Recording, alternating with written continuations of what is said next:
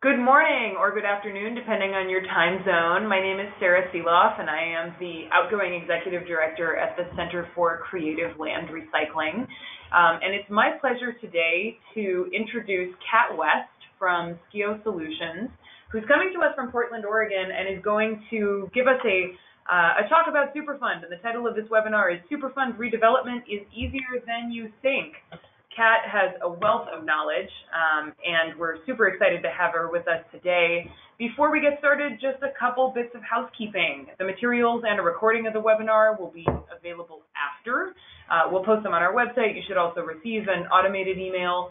We'll be answering questions at the end, but you can answer your questions at any time. Look at the control panel to the right of your screen and type in a question.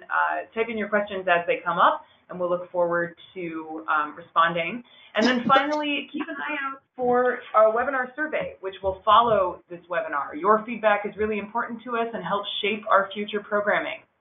For those who may not be aware of the Center for Creative Land Recycling, or CCLR, and what we do, this is it. Workshops and webinars like this one. We also get engaged in policy and research at both a state and national level.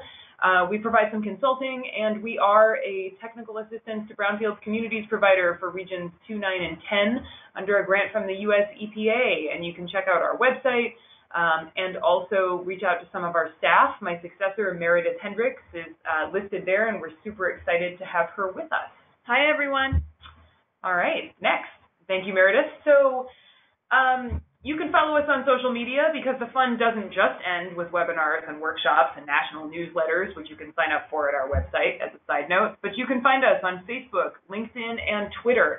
And I should mention here that Kat has noted that if there's enough interest from the attendees of this webinar, that she would be happy to do a second webinar going more in depth on these topics about Superfund and brownfields and the nexus between them. And so give us a shout out on social media and let us know if that is of interest. Next slide, please. Okay, so without further ado, pardon me, it's my pleasure to introduce Kat. Kat's going to give us a couple more details about her background, but just in brief, Kat is a real powerhouse. I just learned that she was born and raised in the Florida Keys and made her way to Lewis and Clark Law School for Lewis and Clark University for Law School in Portland, Oregon. So she crisscrossed the country, quite a change, and spent a number of years working for the US EPA in Region 4. So if any of you are in the Southeast, Kat began her federal career there, came back to Oregon, and is now in private consulting. And Kat, I would describe your work as that of a contaminated sites whisperer and an untangler of tricky deals. But I know that you're going to give us more details, and so the floor is yours. Take it away, and thank you so much for being with us today.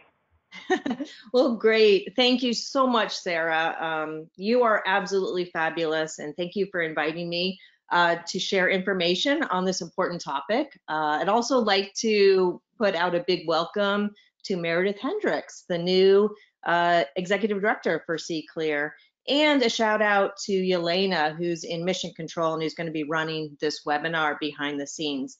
And of course, a ginormous thank you to all the staff and the leadership at CCLR for all the tremendous work that you do. So welcome everyone to the Superfund Redevelopment is Easier Than You Think webinar. I'm really happy to share this time with you today. And as Sarah mentioned, I'm a former EPA Region 4 Superfund Redevelopment attorney. I was lucky enough, really lucky, to assist in the drafting of many of EPA's guidances and policies on Superfund redevelopment. And I've been involved in various roles, and I'm going to guess it's at least 100 Superfund site redevelopment projects across the country. I currently work for Skeo Solutions as a redevelopment consultant, and I help clients across the country on their projects and sites. And I always tell people that I am the luckiest person alive, because I absolutely adore redevelopment, and I get to work with the most creative and passionate people who do this work. So our goal today is to provide you with an informative slightly irreverent, and hopefully a really fun introduction to Superfund redevelopment. What I found, like everything in life, there are some tricks to the trade that can allay much of the uncertainty and trepidation around these sites, and I'm going to share them with you. But first, before we get started, I'd love to know more about folks on the webinar today. And so there's a poll question. Oh yes, I see it, great. If you can take a second to answer this question, what region of the country are you located in?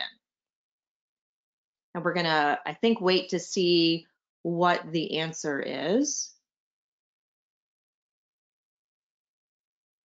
It says poll in progress.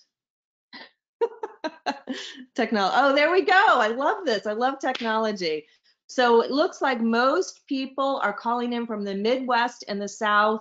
Third is the Northeast, and then the West. And I'll just say that normally I'm in Portland, Oregon, but I'm on travel in San Diego right now, enjoying the sun and the warmth. All right, next poll question. What industry do you work in? If you don't mind taking a second to answer this poll. What industry do you work in? Are you with government? Are you a private developer, consultant, nonprofit, or other? I want to give folks a quick minute to fill this poll out.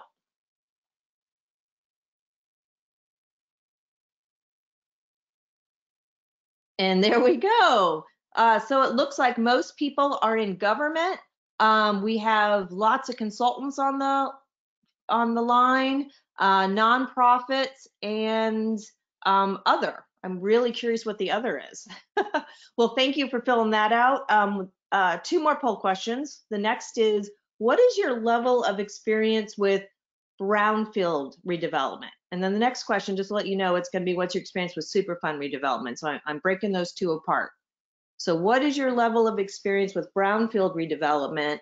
None to very little, some, or you are an expert. Let's see what folks have to say. And it looks like 29% none to little, 47% some, and 24% expert. That is awesome. I love that. I love that spread. Okay, so the next poll question, what is your level of experience with Superfund redevelopment? And same answers, none to very little, some, and expert. Let's see what folks have to say.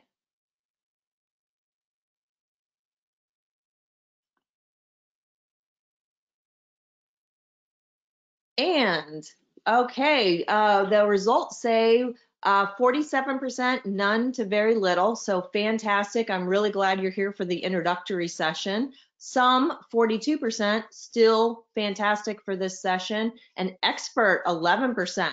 Well, I'm really glad you're here, and I'm interested in some of the questions that are they're going to come forth. All right, so thank you so much for your patience with the poll. Thank you for sharing. I find that very interesting and helpful information, so welcome again. All right, next slide, please. All right, so I have a confession to make. I am a science fiction geek extraordinaire. And so I was hoping we could have a little fun today while learning about Superfund redevelopment. So I've secretly retitled our talk today to The Hitchhiker's Guide to the Galaxy of Superfund Redevelopment. And I think you're going to notice a theme. All right, so shall we jump in? Next slide, thank you. So here's my very favorite slide in the whole world. It's obviously a graphical representation of the universe of contaminated properties. And as you can see, there are about 6,400 RCRA corrective action sites across the US. There's about 57,000 sites in the leaking underground storage tank program. And there are between 450,000 a lot to 1 million brownfield sites across the country, and that really depends upon your source. And then there are approximately 40,000 Superfund sites. Yes, that's right, 40,000 of those. And of those 40,000 Superfund sites across the country, approximately 1,600 are what are called long-term remedial cleanup sites, and those are on EPA's national priorities list. And I love to share this factoid that I got from a friend at EPA, and the factoid is this: over half of the US population lives within 3 miles of one of these sites shown on the slide. And so while we're on the slide, how about we ferret out any science geeks in the audience with some pop quizzes? So the first pop quiz, let's see if it comes up. Perfect. On average, how far is the Earth from the sun? And some people know this. If you don't know it, just guess. 32 million miles, 93 million miles, or 4 million miles? Let's see what folks think. And here we go. That's perfect. All right, so everyone knows it's not 4 million miles. That's fantastic. We have almost a split between 32 and 93. The correct answer is 93 million miles. Congratulations to those who either knew that or guessed correctly. All right, one more pop quiz on this slide. The question is, on average, how far is the moon from the Earth? And multiple choice answers are 238,855 miles, 1 million miles, or 186,000 miles, 100,000 miles. Let's see what folks think. Once again, it's okay to guess. All right, so we have half of the correct answer is the first choice, 238,855 miles. 50% of folks either knew that or guessed correctly. And then we have a split between the other two. That's fantastic. Thank you for playing along. All right, next slide, please. So, as practitioners, let's briefly talk about the difference between brownfields and Superfund sites. And so what are brownfields? And here's a federal definition. Brownfields are real property, the expansion or reuse of which may be complicated by the presence or potential presence of a hazardous substance, pollutant, or contaminant. So that's a pretty broad definition, right? But the brownfield amendments go on to specifically exclude Superfund sites. So what are Superfund sites? In a nutshell, there are sites contaminated with hazardous substances being cleaned up under US EPA jurisdiction by authority of the Superfund law, which was enacted in 1980. And you'll also hear people, especially attorneys, refer to this law as CERCLA, which is just an acronym for the Comprehensive Environmental Response, Compensation, and Liability Act. But Superfund is totally fine. And Superfund sites normally come in two flavors. And the first flavor is a short-term removal cleanup, which are really actions taken to address releases or threaten releases requiring immediate or prompt response due to threats. And then the longer term remedial cleanups are actions that permanently and significantly reduce dangers associated with releases or threats of release of hazardous substances that are serious, but maybe not immediately life-threatening. And these sites are normally the really big contaminated sites, either because of the complexity of the hazardous substances or just the level of the haz substances.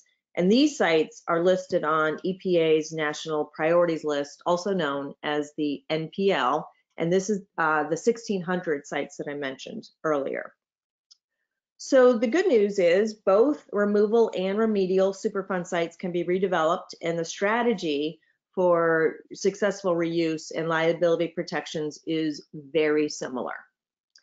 So let's just take a New York moment to talk about why redeveloping Superfund sites and contaminated sites in general is a good idea. And warning, I'm going to go super fast through this, as many of you already know it.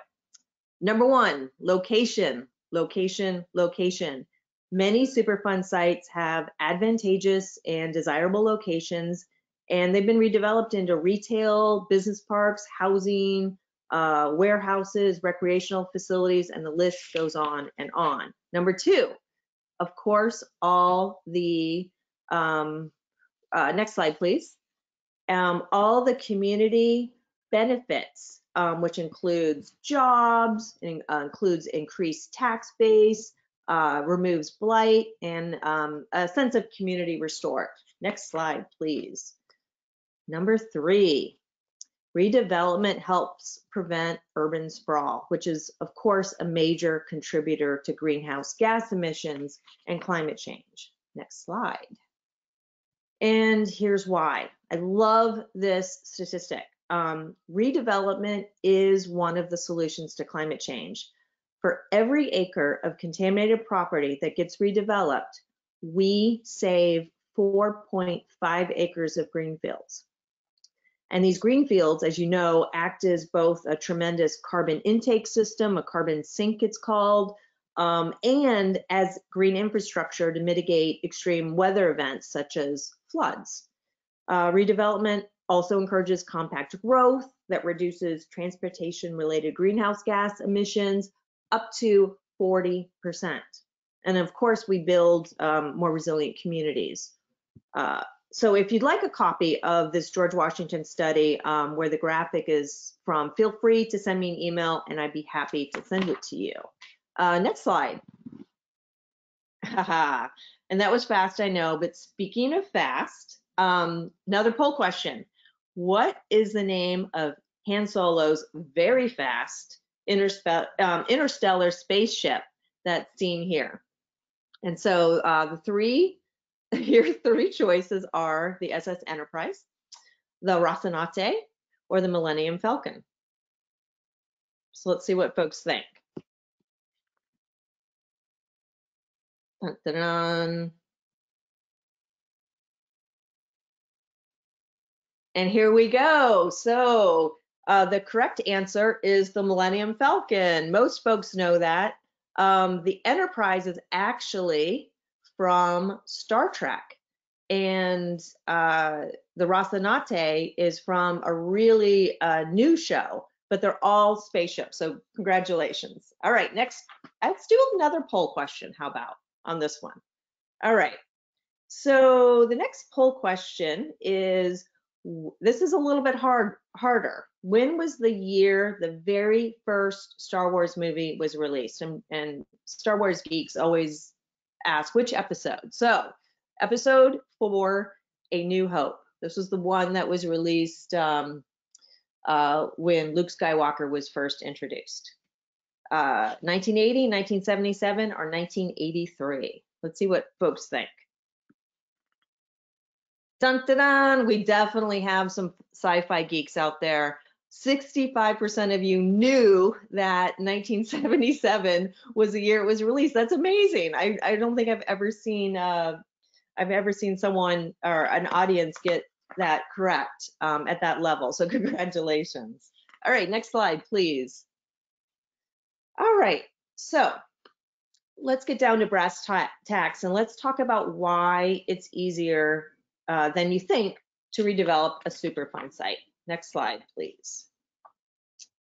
So, but you know, let's start with the obvious. Here's what most people's reaction looks like when they hear the word Superfund. It's true. I've seen this look on many people's faces. And, you know, to be honest, there's a good reason for people's, initial reaction. A lot of people still have a mental image in their heads of the Love Canal subdivision, and I think it was in New York, which was built over a hazardous waste site, and leaking drums started popping up through the soil, right? It was a terrible situation, and a lot of people still have that image in their mind. and actually was part of the impetus for the Superfund law to begin with. And the other thing is some parts of the Superfund law, especially around liability, can be scary. And I just want to give you an example. I was talking to a commercial property broker a couple months ago, and he told me that he had just gotten a new client who wanted to sell a fully remediated Superfund site.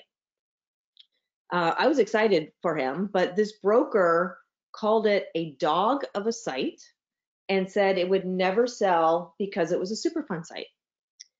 And so I asked him if he'd heard of all the successful redevelopment projects across the country. And by the way, there are a ton of great success stories and case studies and data on EPA's Superfund Redevelopment website. So I asked him if he was aware of all those success stories, and I asked him if he knew about all the great liability protections and tools available for purchasers of these sites.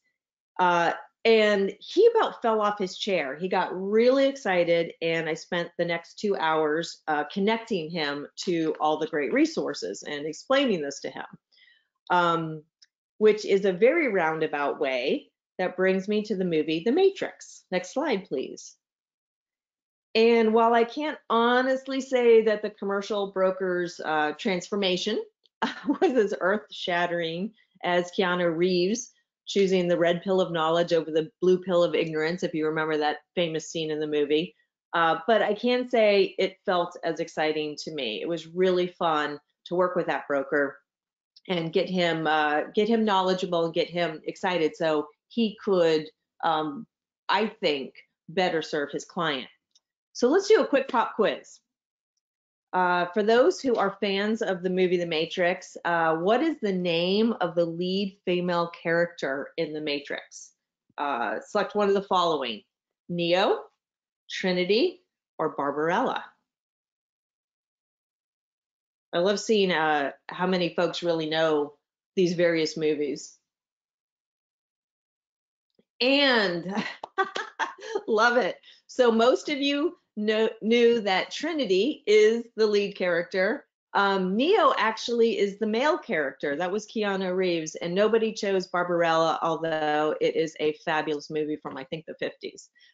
All right, next slide, please.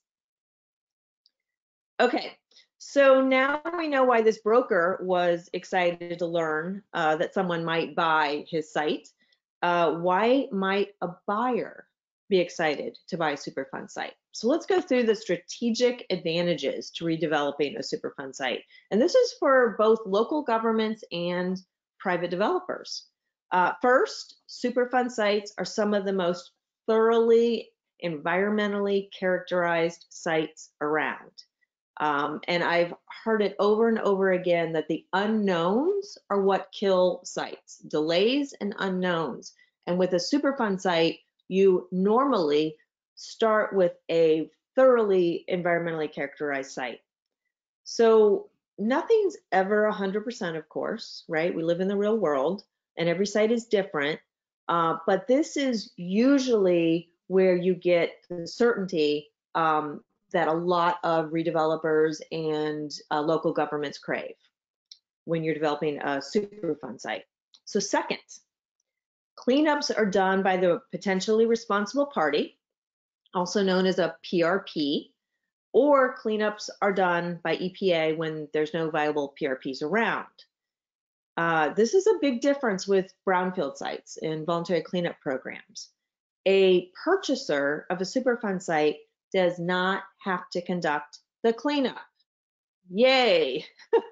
That's done, like I said, through the PRP or EPA. However, opportunities may exist for a developer or a local government to take on part, or I've seen more recently, all of the cleanup to expedite it, to fit their development timeline, or to make the cleanup sometimes more compatible with the proposed reuse. But the takeaway here is that a purchaser does not have to conduct the cleanup.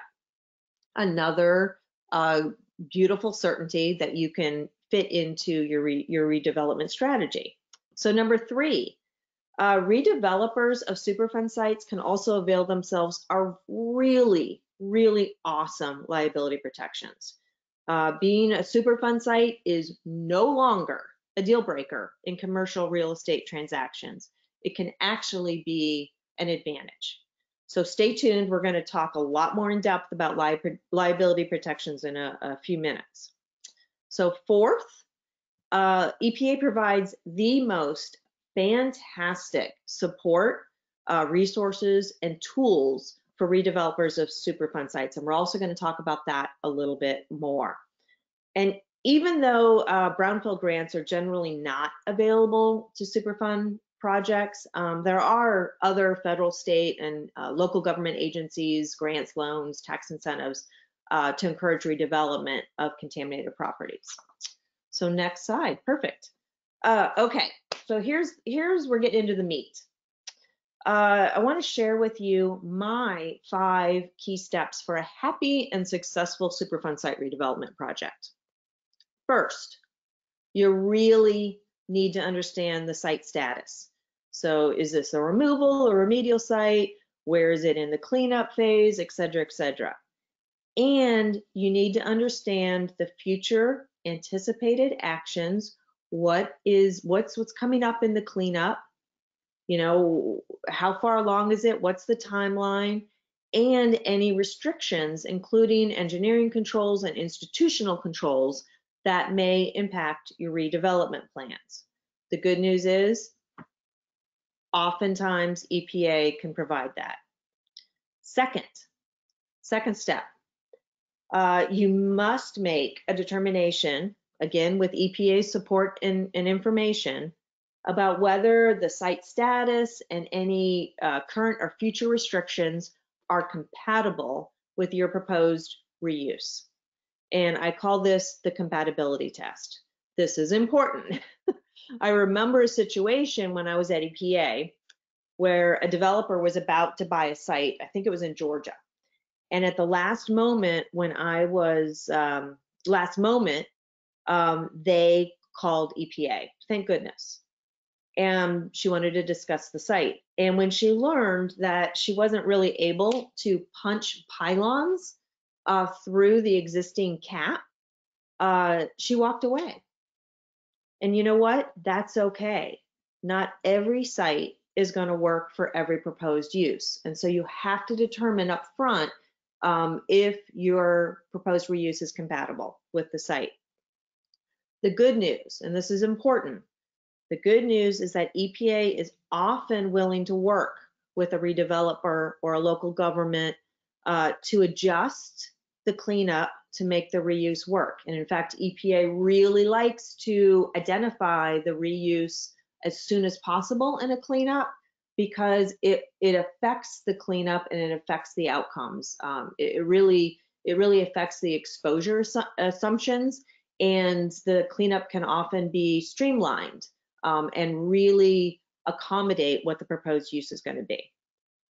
So number 3, you'll need to achieve liability protection and you'll need to manage your risk. It's all about being informed and being diligent. And we're also going to talk a lot more about this, as I mentioned, so hold that thought. The 4th step is to, well, let me just say, nobody does redevelopment alone, right? You're going to be working with lenders and investors, consultants, elected officials, probably the community, etc. And I've seen good projects die bad deaths because one of the stakeholders, a lender, an elected official, your boss, gets spooked and they pull their support. That is not good. You don't want to be in that situation. And just an example, for lenders, there are statutory liability protections, and if they know that and they're educated, they're going to be a lot more. Bought into the project. So the 4th step is to ensure your key stakeholders are educated and bought in along the way. 5th step, you'll need to resolve any lien issues with EPA and potentially others. Sometimes there's municipal or county tax liens, but we're going to talk about that more in the webinar as well. Next slide. So I promised we'd talk about liability protections. And at one time, prospective developers and local governments felt like this poor donkey if they tried to redevelop a Superfund site, but no longer. Next slide. The Superfund liability landscape for redevelopers and local governments has improved dramatically, just phenomenally, since the Superfund law was amended in 2002 and then again in 2018. Here's the good news. Good news is now there is awesome liability protections for purchasers and redevelopers of Superfund sites. And it's not a one-size-fits-all. There are lots of options depending upon the situation, whether you're local government or a private developer. And some of these liability protections can be layered for additional risk management, which is always a smart strategy. For example, a local government could potentially avail yourself of both local government liability protections and additional bona fide prospective purchaser status, because it's relatively easy to do, and 2 layers of liability protections are always better than 1. So let's talk about the 2002 brownfield amendments to the Superfund law. This was the really transformational shift when it came to redevelopment, both for Superfund sites and for brownfield sites. So in 2002, Congress did pass the brownfield amendments, which amended the Superfund law. And on the Superfund side, the most important change, in my opinion, was the addition of a liability protection called bona fide prospective purchaser, or otherwise known as BFPP status. And BFPP status is now the most commonly used for protection, liability protection for new purchasers and tenants, lessees of Superfund sites. Then in 2018, Congress passed the BUILD Act, which again amended the Superfund law. And this expanded liability protections for state and local governments. It gets a little complicated, but basically they removed the former involuntary requirement for site acquisition. And in a nutshell, it appears that acquisitions by state and local governments and even land banks, I know that a lot of states and local governments are forming land banks to help with redevelopment. So it appears that land banks fit into this liability protection. So by virtue of their function as a sovereign, they are now exempt from Superfund liability because of the 2018 BUILD Act. And we don't really have time to go into the details right now, but EPA is poised to release guidance on this very soon. I think it's going to be super helpful for local governments. But if you are a local government and have a Superfund site in your jurisdiction, I just want to really point out that the site could be a great opportunity for redevelopment into affordable housing or recreation for your residents, to create jobs and raise your tax base. So if you do have a Superfund site that isn't being currently redeveloped, I would encourage you to look into it. The 2018 BUILD Act also expanded BFPP liability protections for tenants, which is also great for redevelopment. And then lastly on this slide, per the 2019 Superfund Task Force recommendations, EPA regions are now encouraged to consider more frequent use of entering into individual prospective purchaser agreements and prospective lessee agreements, as well as BFPP work agreements, especially on national priority list sites. And for those who are experts, you might remember that PPAs kind of lost their luster for a while, and EPA was encouraging folks to just rely on the BFPP status. It looks like PPAs, prospective purchaser agreements, they're on the ascendancy, and there's more of them that are being finalized with EPA now, which is, I think, really good news. And of course, just really quick, point out there's a myriad of private party liability protections, like indemnity agreements out there, but that's beyond the scope of today's discussion, so we'll leave that be. Next slide. All right, this is where we're going to dive in a little bit deeper on the BFPP status. Remember, this is the bona fide prospective purchaser status. This is the most commonly used protection under the Superfund law right now. And it's important not only for Superfund redevelopment, but because savvy brownfield redevelopers and local governments use BFPP status, one, to apply for grants. There are many grants, brownfield grants out there, that in order to be eligible, you have to show that you are not liable under CERCLA, Superfund law. And so many folks achieve BFPP status as part of their strategy. And also just to layer liability protections, which, as you'll remember, I said is always a good strategy. So even if you're redeveloping a brownfield site under a voluntary cleanup program and there's an enforcement bar for Superfund, it's always a good idea just to go ahead and get BFPP status, achieve it and maintain it. To, you know, it's just like a extra insurance policy in your back pocket for both EPA actions and then any third-party actions.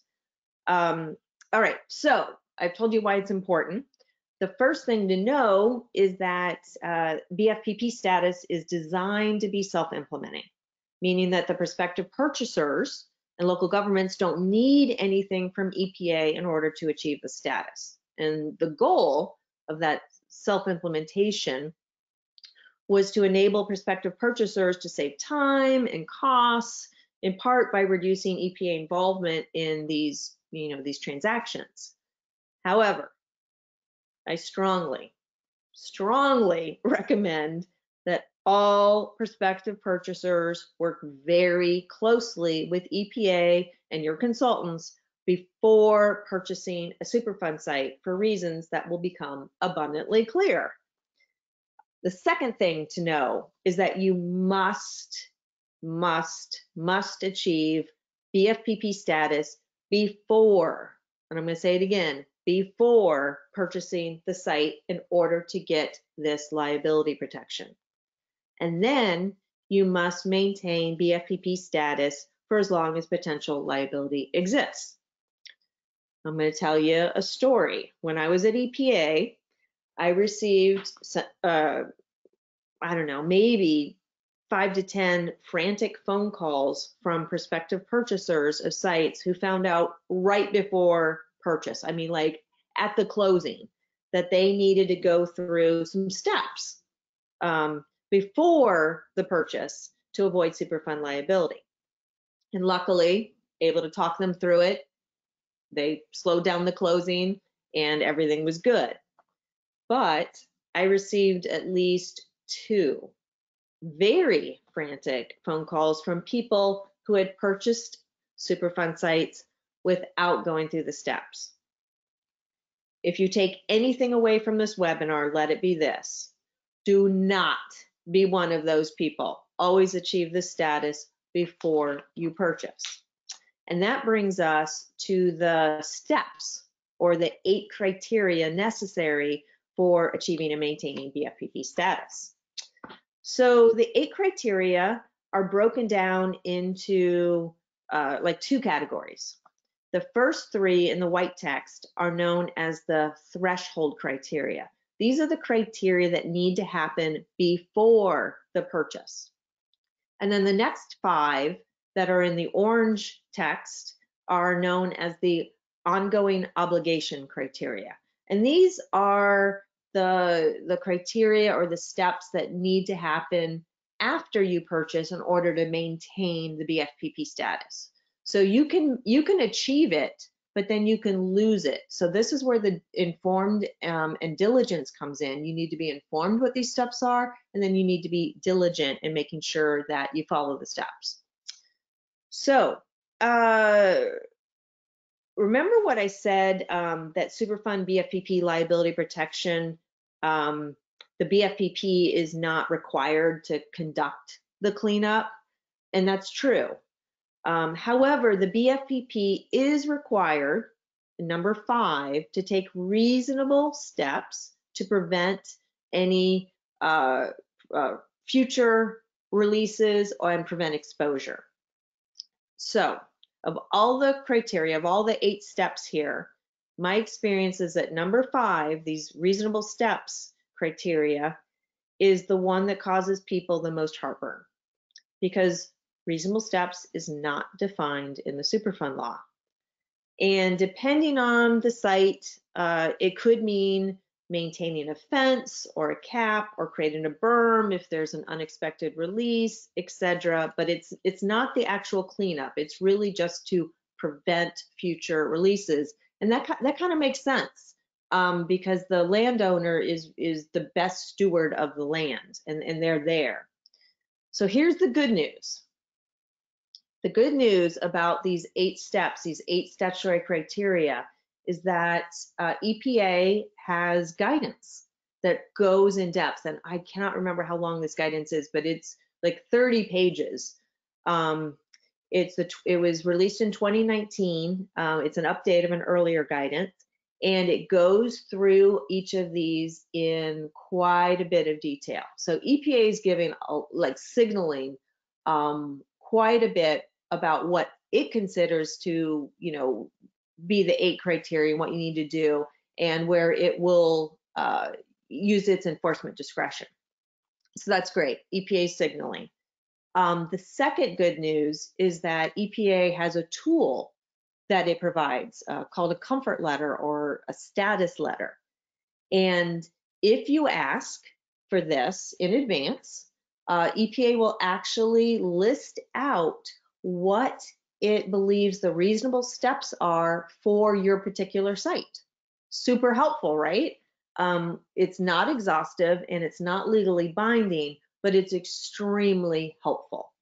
All right, so next slide, please. And excuse me, I'm just going to do a quick mention of this because it always comes up.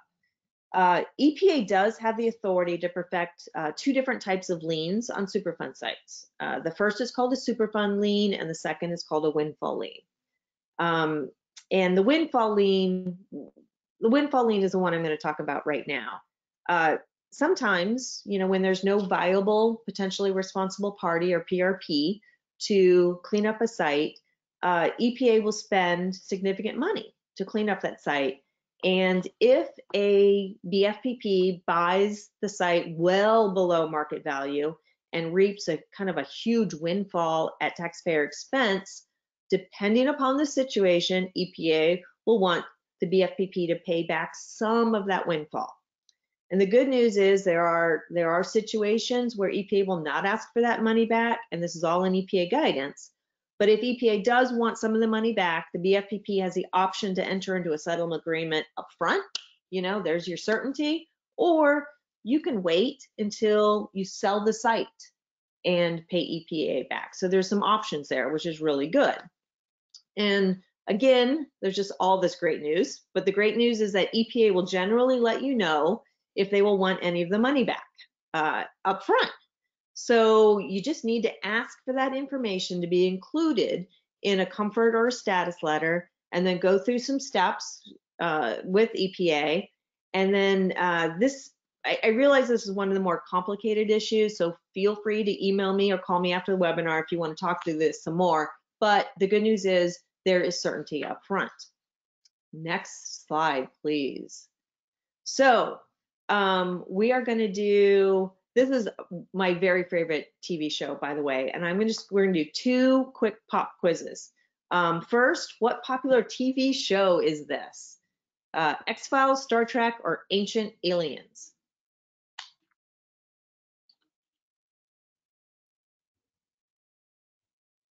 Let's see what folks think.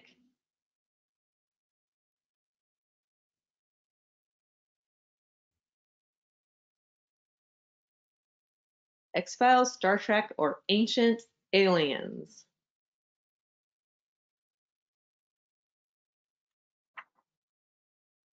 Ta-da! I love this. So the correct answer is the X-Files. This was this poster was prominently featured. But good guess with the Ancient Aliens. That's another fun show to watch. Okay, so we're going to go on to tips to maximize working with EPA staff. So EPA is super committed to Superfund site redevelopment. Agencies put a lot of time and money into supporting redevelopment. And I'm proud to say that my former colleagues at EPA are some of the smartest, most committed, and hardest working professionals I've ever had the privilege to work with. Love them. But the truth is that they can often be overworked and they have competing priorities. This probably sounds a little familiar to all of us. So I'd like just to share some quick tips how to work with EPA staff to maximize the success of your project. First, it is critical that you develop a good working relationship, and this holds true at every level. Because the truth is that regulatory staff can greatly impact your project. And I've known some developers and some regulatory staff that remind me of this donkey, just not budging no matter what. And sadly, I've seen some good projects do really ugly belly flops because of poor or non-existent relationships. So, next slide. Find enthusiastic agency staff, make friends. These regulatory champions are creative and dedicated, and they will move mountains for you if they can. EPA has a Superfund Redevelopment coordinator in each region. I know and have worked with most of them, and they are wonderful.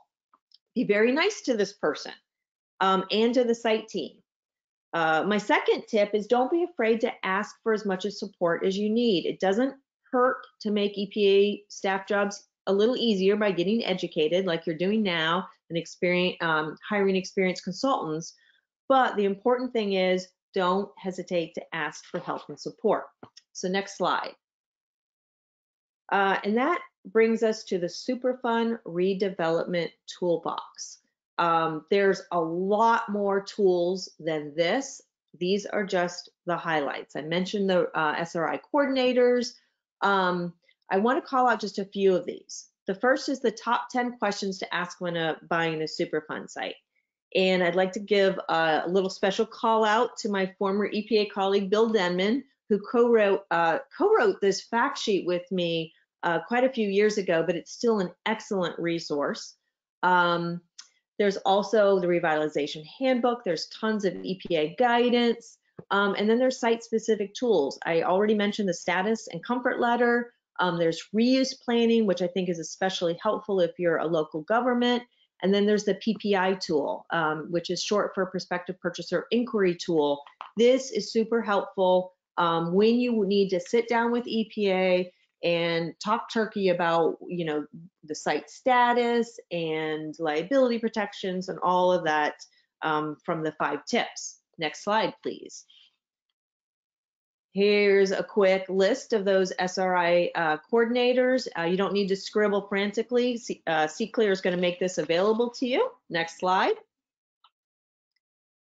Okay, this also, I'm sure most people have seen this movie. We're going to do a really quick pop quiz here. And that is in the movie Avatar. What mineral do the humans want desperately from the planet Pandora? And select one of the following. And I know this is a hard question, but this is what ferrets out the true sci-fi geeks. Platinum, unobtainium, or silveranium? What do you folks think?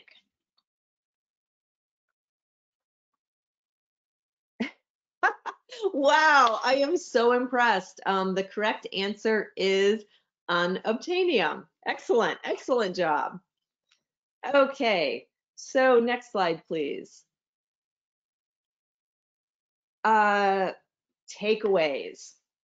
In closing, I have 4 takeaways for you. So I guess first, Superfund redevelopment is not unobtainium. It is very obtainium. No redevelopment project is easy, right? Let's just be honest. None are easy. But I hope that now you know that some of the you know some of the basics, and you'll agree that Superfund redevelopment is actually easier than most people think. There's lots of success stories, lots of tools, and incredible strategic advantages that can make these projects rock. Remember the 5 key steps. Build good relationships with EPA staff, because if they believe in your project, they will move mountains for you if they can. Number 4, make the most out of EPA's redevelopment tools, resources, and support. And next slide. May the force be with you. All right, next slide, please. In closing, I really want to thank everyone for going on this journey with me. I hope you had fun. Here's my contact information. Feel free to call or email me with questions, or to ask for any of the resources I mentioned. I'm always super, super happy to talk Superfund with folks. So thanks so much. And now I'm going to turn it back over to Sarah. Wonderful. Thank you so much, Kat. Really, really appreciate it. And I think this might just be the funnest webinar that I've ever seen. And now I'm not a sci-fi geek, so I have a couple of movies I need to go watch. Let's dig right into the questions. So, Kat, this is a question from Brian. Have you ever seen a purchaser lose their BFPP status after a purchase? And if so, why? Great. Hi, Brian. That is a great question. And so there are probably, gosh, I'm going to guess hundreds and hundreds of Superfund sites out there that have been redeveloped and are being redeveloped, where purchasers use BFPP status. In fact, the latest statistic I heard is there's over 1,000 Superfund sites that have been or are currently being redeveloped across the country. And my guess is those are mostly NPL sites, and EPA may not even be tracking the short-term removal sites. So there's a lot of sites being redeveloped. But your question's a good one. And yes, there are a couple of situations where purchasers who achieved BFPP status bought the site, but then lost it afterwards. And EPA is not the arbiter of who's a BFPP or not. Actually, that decision is a judge's. It's through the courts. And so there have been a couple cases, a handful of cases, where a couple of developers have lost BFPP status. And my recollection is that I believe all of them were due to the reasonable steps, number 5, the reasonable steps criteria, that they actually did not take reasonable steps to prevent a release or exposure. And there's, in the revitalization handbook, EPA's 2019 revitalization handbook, I think it goes through those cases. So if you're interested, Google that or send me an email and I'll send you the revitalization handbook. So yes, a few of them have, so that just really emphasizes how important it is to be informed and stay diligent. But luckily it's in the vast minority. It's the exception. Okay. Thank you very much, Kat. What about if a local government wants to redevelop a Superfund site, where should they start? Oh, great question. I love working with local governments. I know when I was at EPA, I loved it as well. So what I would suggest is local government should start with contacting the SRI, the Superfund Redevelopment Coordinator in their region. And you can also Google that. It's on the Superfund Redevelopment webpage, or I have a slide that's in this webinar, and you can look that up. I wish I knew what region you were in and I would tell you, but look that up, call them, explain who you are, explain what site you're interested in, and ask for help. They're there to help you. They're going to connect you to the right people and walk you through a lot of those steps, remember the 5 key steps, they'll hopefully walk you through it. But if you have any questions, of course, feel free to call me. Thank you so much, Kat. What about Superfund sites and redevelopment before a cleanup is complete? Is that possible? Oh, that's my second favorite question of all time, and I love when people ask that. And the answer is yes. A Superfund site can be redeveloped, can be purchased and redeveloped at any stage of the cleanup. And if you'll remember, what I mentioned earlier was EPA actually really likes when it can identify the proposed reuse up front, because then it really drives the cleanup, or it can drive the cleanup, and EPA then has the opportunity to work with the redeveloper or the local government to make sure that the cleanup, or to try to make sure as much as possible that the cleanup fits with the proposed reuse. Doesn't always happen, but EPA will really try to make the reuse and the cleanup compatible. And so, yeah, we see a lot of times that a local government may buy a site before it's cleaned up just to lock it down because they know they want to do something with it. And then they work with EPA, and redevelopers will often buy a site, at some stage in the cleanup. And then it's really interesting. Some really experienced redevelopers are actually working with EPA. They take on part of the cleanup, because say it's a big site and they want to get in and use part of it immediately. They'll work with EPA, enter into an agreement, clean up part of the site so they can get in and start using it. And that has worked really well in numerous sites across the country. Fabulous. Thank you, Kat. We have let's see, 2 more questions.